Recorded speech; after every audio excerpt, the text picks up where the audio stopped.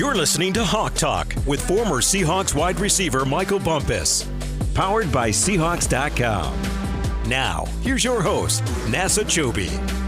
Welcome to another edition of Hawk Talk. Yes, the Seahawks are going to Super Bowl 60. Let's go. After an impressive 31-27 win over the Los Angeles Rams. The first time the Seahawks are back in the Super Bowl since 2014 bump. How sweet it is. Okay, 16th win of the year.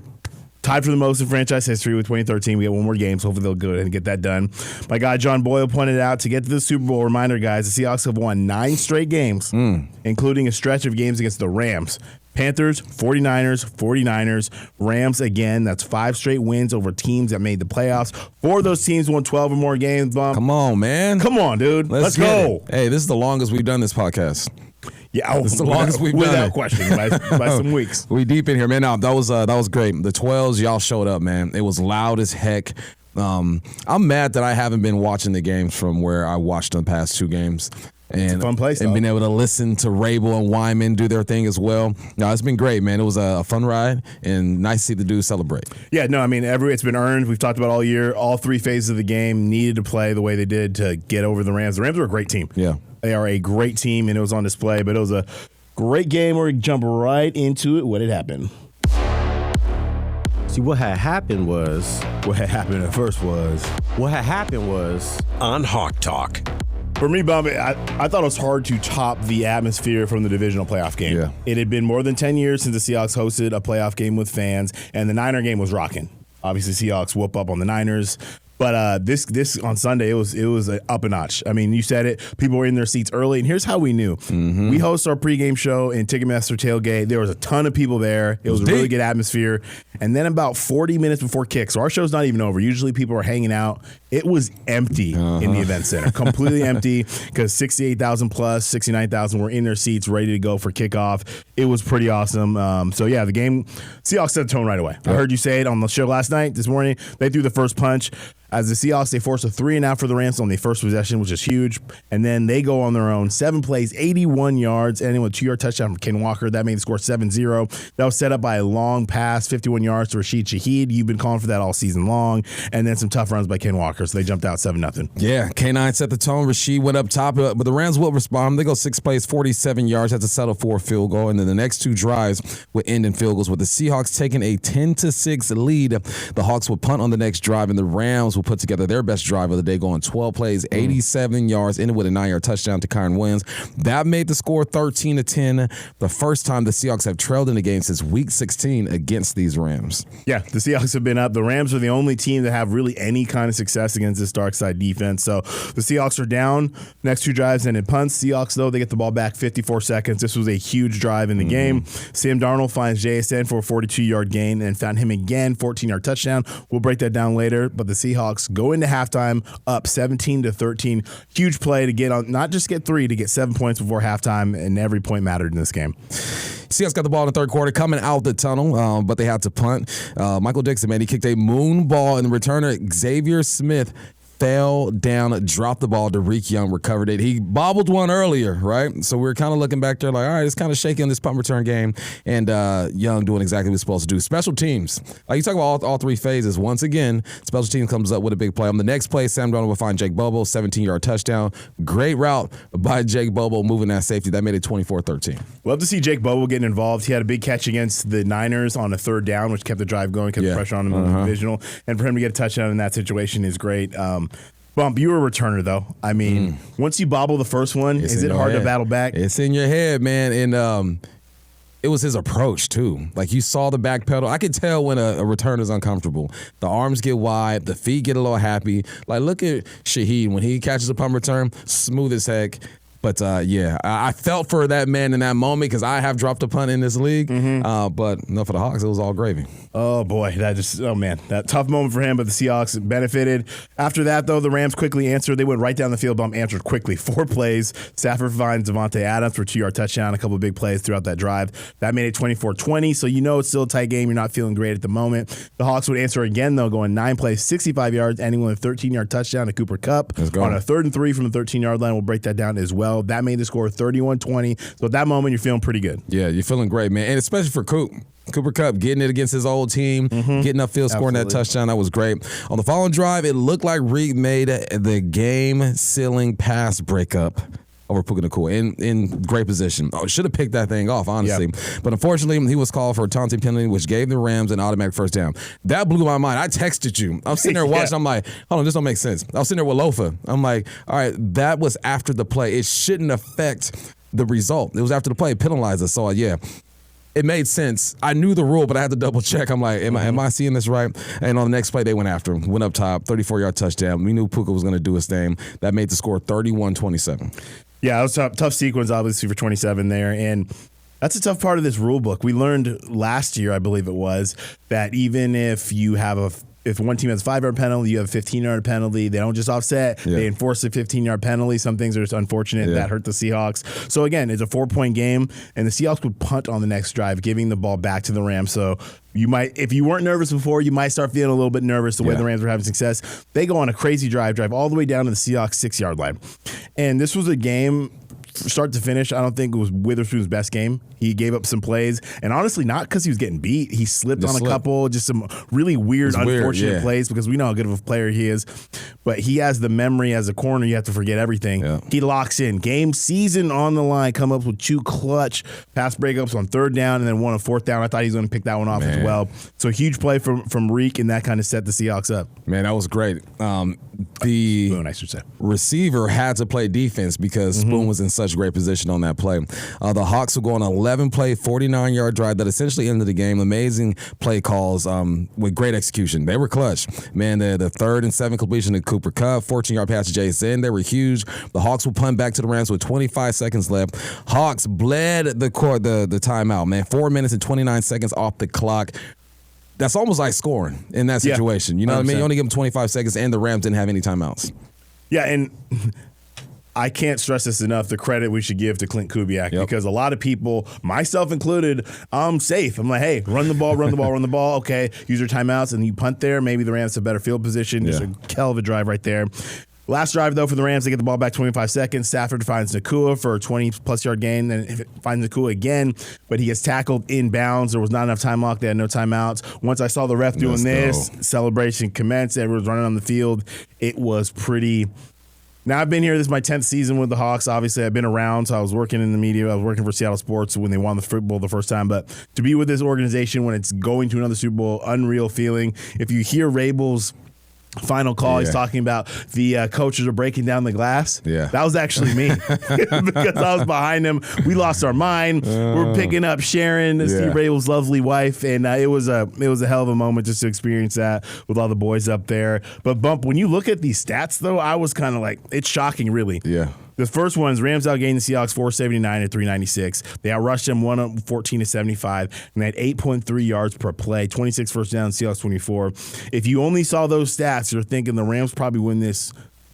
And I wouldn't say convincingly, but probably by 7+. Yeah, at least. Yeah, you look at those numbers, and that's what's so crazy about this matchup. The numbers don't make sense when you match up the result. It's crazy, but the big one, the Rams were 1 for 8 on 3rd down. Hawks were 7 of 13. So they're getting these explosives. They're driving the football down the field. But when it comes to 3rd down, they just weren't able to convert. But they did still put up some points. Weird game. That's why when people just want to read stats to me and tell me about the game, I'm like, nah, you got to go watch the game, man. The stats don't tell the full story. Sometimes they line up, but in a situation like this, sometimes they don't. No question about it. I mean, like I said earlier, the Rams were the only team to find success against this defense. But again, when it came down to it, when they needed, the Seahawks made a play in all 3 phases of the game. And was there anything else to really learn about the Seahawks, Bump? We've been doing this a long time. No, man. Complete. They're a complete team.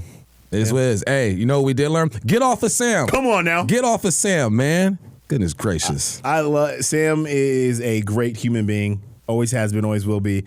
I can't believe he's that humble. If I heard people talking about me the way they talk about him all the time, for him to go out there and just do the right thing, but hey, it's about my teammates, do everything because that's who he is. Yeah. Sam, you're a better man than I am. I'll be petty as heck. Right petty now. As heck. A lot of people making plays all game. Let's get into Playmakers. Touchdown, Seahawks! Playmakers. Showdown, what time it is? Holy cat! Well, we'll start with the guy we're just talking about, Sam freaking Darnold. 25 of 36, 346 yards, 3 touchdowns, 0 interceptions, QB rating of 127.8. Second playoff win.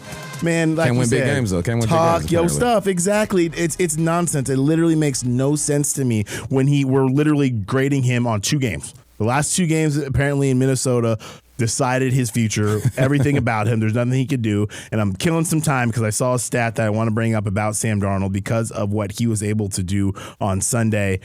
He's one of the best performances ever in a conference championship game. I just saw this, and I'm sawing, and I finally found it. Here we go. Sam Darnold had the 4th best passer rating ever in the history of a conference championship game. Wow. Only behind Nick Foles, 141.4, Matt Ryan, 139.4, Dan Marino, 135.4, and then Sam Darnold, 127.8, just edging out Patrick Mahomes, Let's go. who's obviously a Hall of Famer. So I don't know what else you need to say about Sam Darnold. You're obviously here. We've known that all season about you. You're special. I just loved from that moment to play as well as he did, as clean. No one could say, well, the defense. No. Sam doesn't play that well. You're not in the Super Bowl. Man, he took some hits, too. Standing in the pocket, throwing the football, being accurate, taking his chances. There's probably only one throw where it kind of made me nervous. I throw to Cooper Kupp in the slot a little early in the game. But other than that, I felt great about Sam. Sam, you the man, dog. One more game. Let's go. Ken Walker, 19 carries, 62 yards, 1 touchdown, 4 receptions for 49 yards. Look, he was the first guy off the bus. We were handing him the football on that first drive, and it just looked different. He looked so much more confident. And then probably the juke of the season in the middle of the field. A-gap status, making a grown man cross his legs and be all out of position. K9 was great, man. Made some clutch receptions. He set the tone. Oh, no question about it. And I love him. He's dangerous in the pass game. I think that's the most underrated part about his game. That route he ran, I forgot what the down distance was. It was 3rd down. That's a receiver route. That is not a running back running that route. Like, that was Ken Walker. You're doing your thing. Love to see it. And then, of course, who we talking about all year? Jackson, Smith, and Jigba. 10 receptions, 153 yards, 1 touchdown. Amazing one-handed catch. Gains of 16, 10, 42, 14, 12, 14. We know he's an absolute dog. Passed Justin Jefferson for the most receiving yards by a player 23 years or younger throughout, including the playoffs. 5th player to have 10 receptions, 150 yards, and a touchdown in a conference championship game, joining Julio Jones, Pierre Garçon, Ike Hilliard, and Michael Irving. Had 115 yards at halftime. JSN has been a dog all year. Love to see him display that on the biggest stage. Yeah, it was a battle. He had to. We knew Puka was going to do his thing, so Jason had to show up. It was fun seeing the 2 best receivers in the game go at it for sure. And then the OG, Cooper Kupp, man, 4 receptions, 36 yards, 1 touchdown, man, blocks. I mean, if we could put a highlight of just him blocking, man. I mean, he's been so essential to this run game. And he got the ball out against his former team and score a touchdown and send him home while he's going to the Super Bowl. I mean, you can't draw that up any better. And I've heard Jake Bobo talk about it. He referenced it. He went to the Cooper Kupp School of Blocking to learn. Cooper Kupp is not a physically imposing man when you see him, but this dude is one of the best blocking receivers in the National Football League. If you're a receiver and you want to know how to do it, put his tape on. I promise you that's how you do it. Keep it in the receivers. Rashid Shaheed, man, he just finds a way to make a big play in almost every game. Every time you leave a game, at some point he found a way to make his imprint on it. Now it's on that first drive, setting the tone, 1 reception, 51 yards. And I think, honestly, defensively, that changes how you defend us. If Rashid Shaheed is also a deep threat it completely changes. I think we'll talk about it in the film breakdown. I think Rashid Shaheed is impacting plays, setting stuff up for JSN and Cooper Kupp as well. So great to see things from him. Yeah, it's like once you touch the stove once and it's hot, you ain't gonna touch it again. That's Shaheed is like, all right, man, he done burned you now, so you better be careful. Nicky Manwari, 5 tackles, 3 passes defended, and the way that he covered was beautiful. He had a pass breakup against Avante Adams. He had one against Puka Nacua. One was an out. The other one was a crossing route. I think PFF graded him the highest graded defender in that game. He was everywhere. It's crazy because we were talking about what I think Next Gen put out a stat that he's given up the most yards per catch on the team. And we're scratching our heads like, what's going on? I don't see that. And then for him to play the way he did, it just really made me want to throw that stat away. Oh, 1,000%. And honestly, it just every time you see him do something, it's reaffirming that the Seahawks went out and got him because he was a game changer. Everyone kind of early on wanted to just say Cam Chancellor because of his size, but Cam Chancellor is a potential Hall of Famer as well. 2 completely different players, amazing in their own right. But, probably Ring of Honor members when it's all said and done. Sticking on defense, DeMarcus Lawrence, 2 tackles, 1 TFL, 1 sack, 1 QB hit. The first time we had sacked, Matthew Stafford since like 2023. Man, it's been a long time. Long time. So D-Law, again, consistent. I love it for him, too. He was down there in Dallas. Sorry, my homie Trevor. Y'all ain't winning it. And he comes here, and he was upfront about it. He was talking about this. He talked about his goal being the Super Bowl when the season started in OTAs, through all that process. I think it was who he's texting. There was a text thread out there with Des Bryant. Yeah, and he's telling him, like, I think we can go to Super Bowl, all this other stuff. And they're like, no way. He knew the whole time. I love hearing stories like that because their message has never changed. It's been consistent, and D-Law is a huge reason why the Seahawks are still playing. Love seeing him with his family on the field, had that moment too, man. That's what it's about. He's been in this league a long time, and that had to be so sweet. And then Spoon, 6 tackles, 2 passes defended. Like you said, he gave up a couple plays early, but then locked it in afterwards. Again, great play in the end zone to kind of seal this thing. Spoon, he's a Pro Bowler for a reason. Absolutely. I mean, all pros. All pros. I was about to say, don't shortchange him now. He's both. Bump, what do you see from the receivers? All right, we talked about it. JSN, he had 10 for 153, 10 on 12 targets. I think that's important too, man. Efficient. Rashid had that big target for 51 yards. You had Ken Walker 4 for 49. Cooper Kupp 4 for 36 and a touchdown. Bobo had 1 for 17 and a touchdown. And George Halani, man, he played a good game. They had 3 receptions for 27 yards. He was good with the pass pro as well. AJ Barner had 2 for 13. Yeah, shout out Halani, who hasn't played for a long time, get back in there. Now we're going to our favorite segment, Plays of the Game, and I feel like Bump is really going to educate you right here. How Clint Kubiak is just a wizard drawing up these plays, getting people open. We're going to find this play. We're going to do Sam Darnold hooking up with JSN for a 14-yard touchdown. Comes into the backfield. Sam out of the shotgun. Looks, steps, throws, back corner, touchdown, Seahawks! JSN on the left side, wide open. And you love to see defensive backs stop and look at each other and say, who the hell was supposed to cover him? He was wide open from 14 out, and the Seahawks retake the lead 16-13. Now, something tells me Kubiak watched film and said, you know what, when we get down here in this situation, we're probably going to get quarters. And how can I get a matchup? And he designs it beautifully. Jason starts on the right side, lines up in the backfield. So let's look at the 2 high safeties, and you got your corners who are playing D. That makes me believe that is quarters. So now you got your flat defender right inside of Rashid Shaheed. What's going to happen here is Cooper Kupp is going to run the out. The out is going to take care of the flat defender. It's going to expand him and widen him, giving a clear lane for JSN. You got Rashid Shaheed up top. He's going to run the post, taking the safety and the corner with him. That's where they jacked up. Miscommunication right there. Now, you look at the linebacker. He's looking at JSN as he releases off the backfield. He thinks he has help over the top, so he's not too worried about him. But because he was widened out, the flat defender was widened out by Cooper Kupp, and Rashid Shaheed took 2 guys with him, this leaves JSN wide open. Kubiak knew, I'm going to put Deuce out there. He's going to run that post, attract all that attention, and I'm going to get my guy JSN essentially one-on-one with a linebacker who's in a zone that's going to let him go wide open. Kubiak was in his bag here. Absolutely. This is a tough play. At quarters, as a former secondary member, I love quarters coverage, especially you can be a little aggressive in the run, especially in the red zone, but things happen really quick here. Right. Putting him in the backfield almost feels like he's a running back. I feel like if the Rams were breaking down this film, they'd be like, guys, we got to look at the personnel, who's where.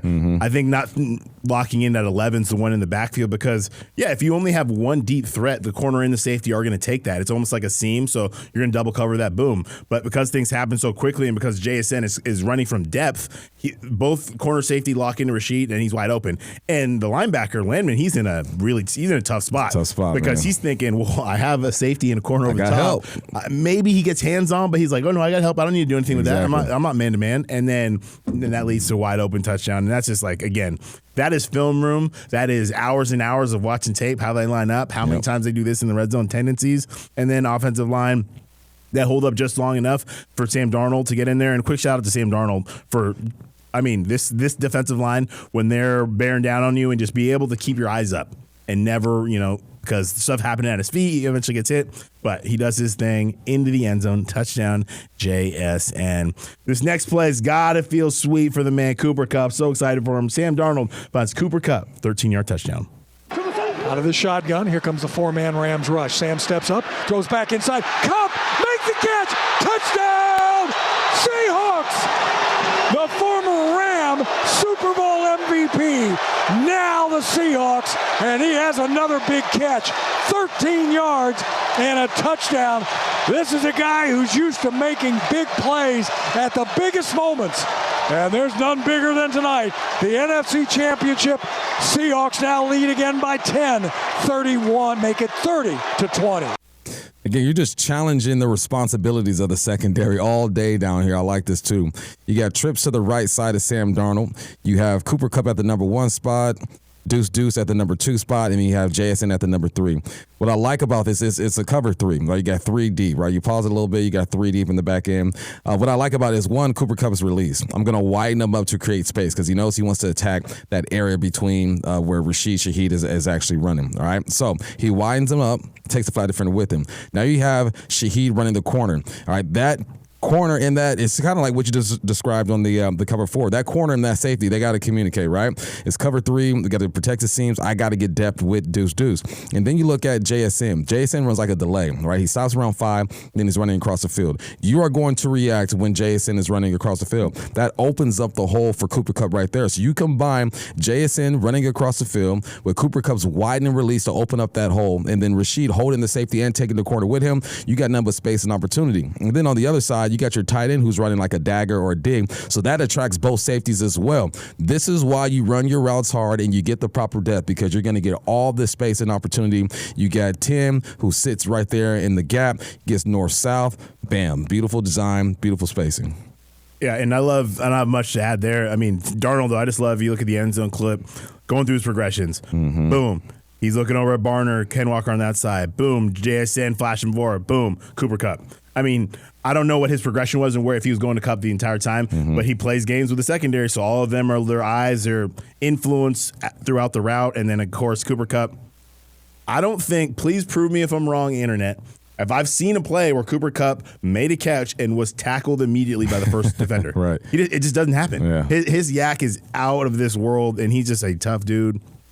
For him to do that against his former team, Ooh, you know, he's sweet. a dude that I'm sure is going to be in their Hall of Fame and all that stuff eventually. Mm-hmm. But, you know, to be let go at the end, for him to do that against them, to go to the Super Bowl, I mean, you can't write a better script than that. NFL script writers, you were on it this year. You were on it. All right, that sets up our favorite formation. This one, for the first time, me and you, Bump, sending the Seahawks to the Super Bowl.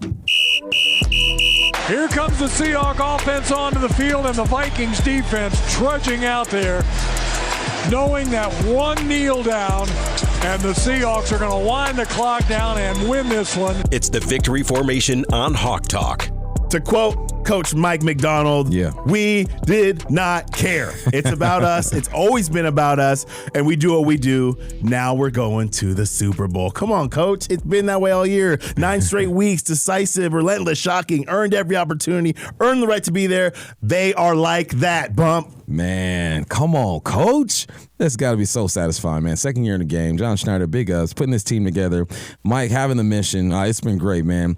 And big ups to our guy, Sam Darnold. Shut all the haters up. 25 of 36, 346, 3 touchdowns, no interceptions. Took care of that football. Who says he can't win a big game? K9, 111 total yards and a touchdown. JSN, 153, 10 receptions.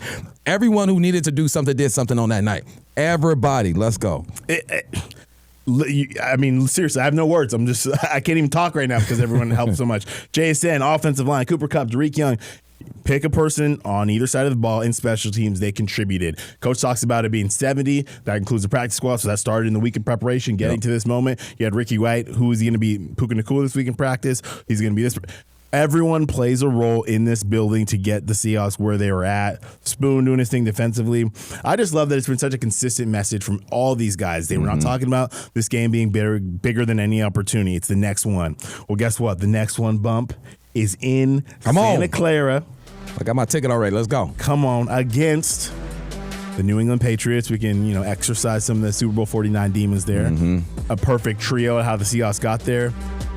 And the part that I like the most is you have an opportunity to go in to one of your rivals' house. In a house. And win a trophy in their building. That, Bump, is forever. Okay? That is forever. Come on, baby. Seahawks going to the Super Bowl. We'll get you ready for the Super Bowl, Bump. Everyone can be down there for a week. It's going to be great. Lots of content coming your way. Check all the Seahawks channels. Seahawks beat the Rams. We're going to the Super Bowl. He's Michael Bumpus. I'm Nasser Kyobe. This has been Hawk Talk.